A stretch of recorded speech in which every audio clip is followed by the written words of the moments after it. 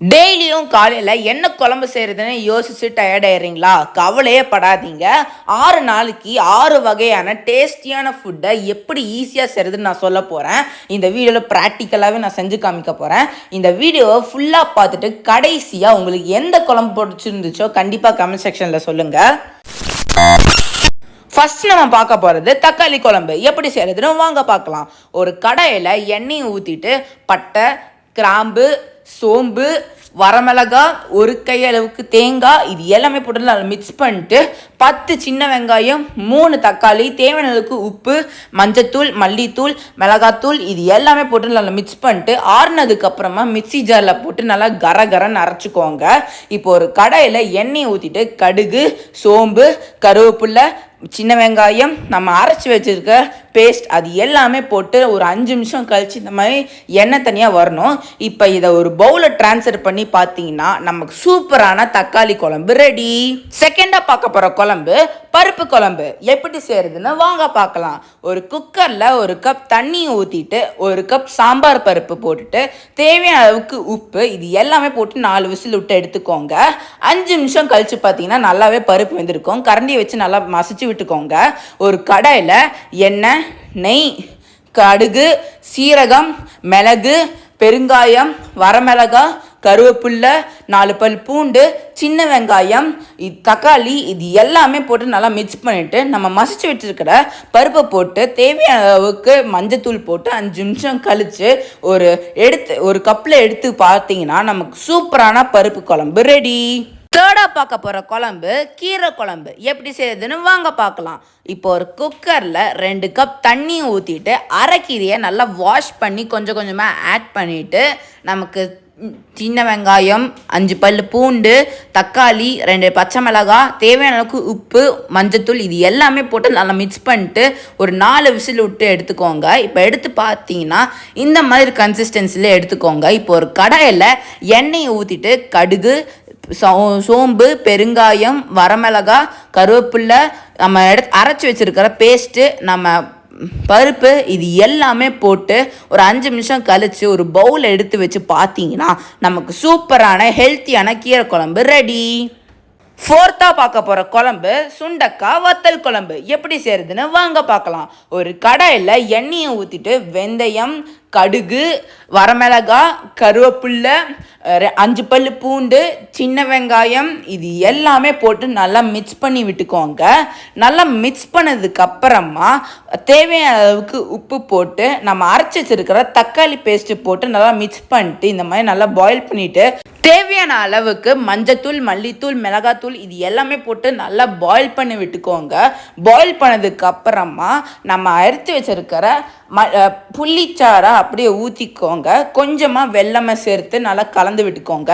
இப்போ இன்னொரு கடாயில் எண்ணெயை சேர்த்துட்டு சுண்டைக்காவை அப்படியே போட்டு நம்ம நல்லா தாளித்து விட்டுக்கலாம். இந்த மாதிரி நல்லா கோல்டன் ஷேடுக்கு நம்ம வந்தது உடனே நம்ம எடுத்து வச்சுருக்கிற அந்த கிரேவியில் அதில் அப்படியே சேர்த்திட்டு அப்படியே தூவி விட்டுட்டு நம்ம கொஞ்ச நேரம் பாயில் பண்ண விட்டுட்டு ஒரு கடாயில் இல்லைனா ஒரு கப்பில் எடுத்து வச்சு பார்த்தீங்கன்னா நமக்கு சூப்பரான சுண்டைக்காய் வத்தல் குழம்பு ரெடி.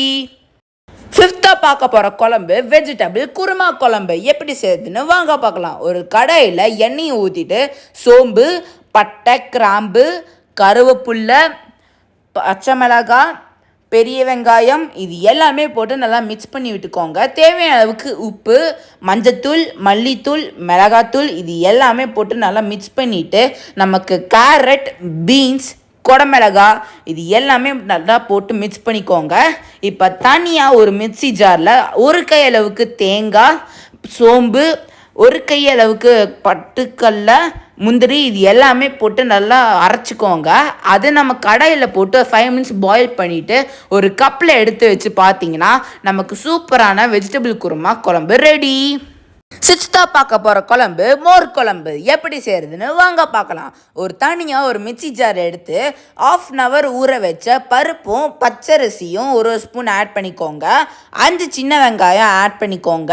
2 தேங்காய், 2 பச்சை மிளகாய், பெருங்காயம், மஞ்சத்தூள், உப்பு, இஞ்சி, இது எல்லாமே போட்டு நல்லா அரைச்சி எடுத்துக்கோங்க. இப்போ ஒரு கடாயில் எண்ணெய் ஊற்றிட்டு கடுகு, சீரகம், வரமிளகாய், கருவேப்பில்லை, நம்ம அரைச்சி வச்சிருக்கிற பேஸ்ட் இது எல்லாமே போட்டு நல்லா பாயில் பண்ண விட்டுக்கோங்க. இப்போ தயிரை நல்லா மோர் மாதிரி நல்லா ப்ரெஸ் பண்ணி அமுத்தி விட்டுட்டு நல்லா போட்டு ஒரு 10 நிமிஷம் பாயில் பண்ணி ஒரு கப்பில் எடுத்து வச்சு பார்த்தீங்கன்னா நமக்கு சூப்பரான மோர் குழம்பு ரெடி.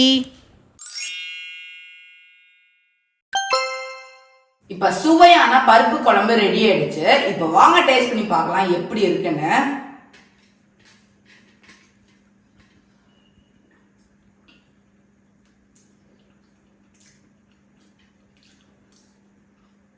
ரொம்ப சூப்பரா இருக்கு. பருப்பு நம்ம தனியா சாப்பிடாம கருவேப்பிலை வெங்காயம் அதெல்லாமே தாளிச்சு ஒட்டுக்கா சேர்த்து சாப்பிட்டாவே ரொம்ப சூப்பரா இருக்கும். கண்டிப்பா ட்ரை பண்ணி பாருங்க. இப்ப சுவையான கீரை குழம்பு ரெடி ஆயிடுச்சு. இப்ப வாங்க டேஸ்ட் பண்ணி பார்க்கலாம் எப்படி இருக்குன்னு.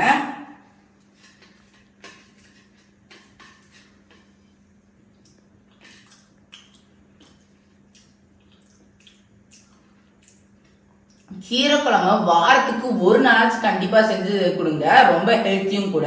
கண்டிப்பா ட்ரை பண்ணி பாருங்க. இப்ப சுவையான மோர் குழம்பு ரெடி ஆயிடுச்சு. இப்ப வாங்க டேஸ்ட் பண்ணி பார்க்கலாம் எப்படி இருக்குன்னு.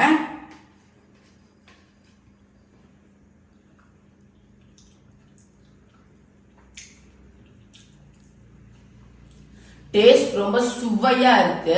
உங்க வீட்டுல தயிர் இருந்தா கண்டிப்பா இந்த டிஃப்ரெண்ட் டைப் ஆஃப் மோர் குழம்பு செஞ்சு தாங்க. ரொம்ப சூப்பரா இருக்கும். இப்ப சுவையான தக்காளி குழம்பு ரெடி ஆயிடுச்சு. இப்ப வாங்க டேஸ்ட் பண்ணி பார்க்கலாம் எப்படி இருக்குன்னு.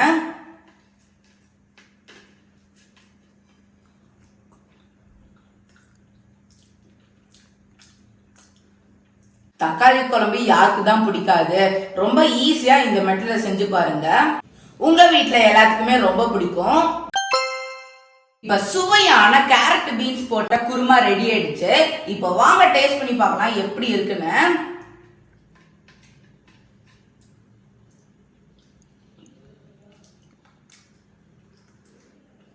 உங்க வீட்டுல இருக்கிற குழந்தைங்களுக்கு இந்த மாதிரி வெஜிடபிள்ஸ் போட்ட குருமா கூட உங்களுக்கு செஞ்சு தரலாம். ரொம்ப பிடிக்கும்.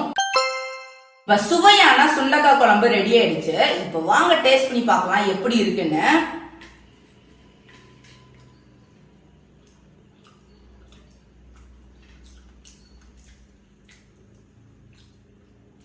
சுண்டக்காய் குழம்பு நம்ம உடம்புக்கு ரொம்ப ரொம்ப நல்லது. கண்டிப்பா மாசத்துக்கு ஒரு வாட்டியா செஞ்சு சாப்பிடுங்க.